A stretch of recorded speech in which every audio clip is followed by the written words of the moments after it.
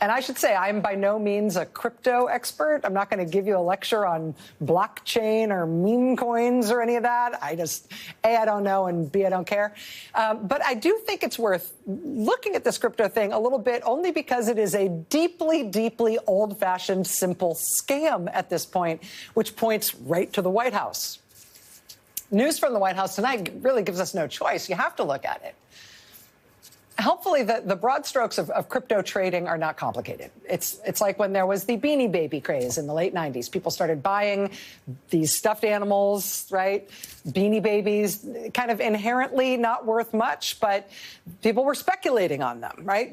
It was a Beanie Baby trading bubble. Other than maybe some emotional value if you had one as a child, Beanie Babies didn't have much inherent value, but it was worth buying up a bunch of them because there was speculation on the premise that as collectibles, maybe one day your Beanie Babies collection could be worth a lot of money. Cryptocurrencies operate on the same idea. They have no inherent value at all. The only value they have is if you have some reason to believe that somebody else might want to buy them from you in the future. That's it. And what that means in very practical terms is that convincing other people that your crypto is popular and in demand, convincing people that your crypto thing is going to have value in the future, it's going to be collectible as Beanie Babies, that is key to actually making money. One of the things the SEC alleged a couple of years ago in 2023 was that Justin Sun had orchestrated a scheme to pay celebrities to tout his cryptocurrencies without disclosing that he had paid them to do so.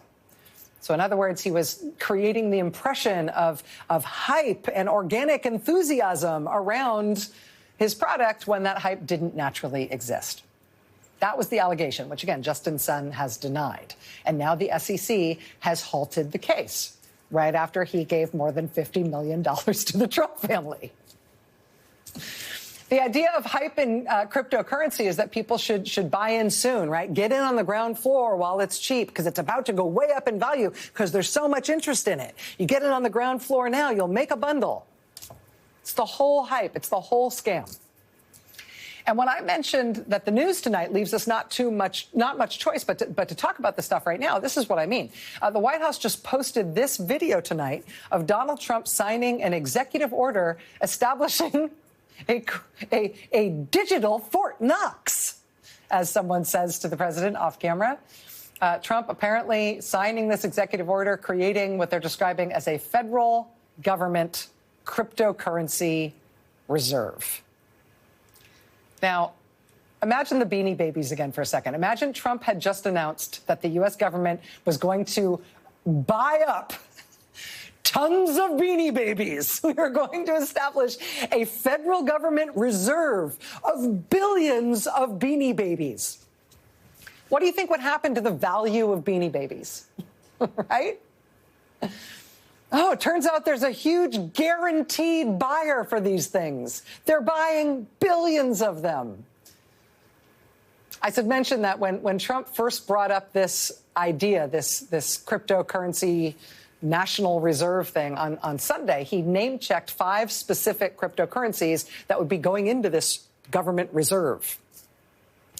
And Trump's own cryptocurrency company, his own project, bought $20 million of those currencies, of 2 of those currencies this week, ahead of what we now know will be a White House summit on crypto tomorrow.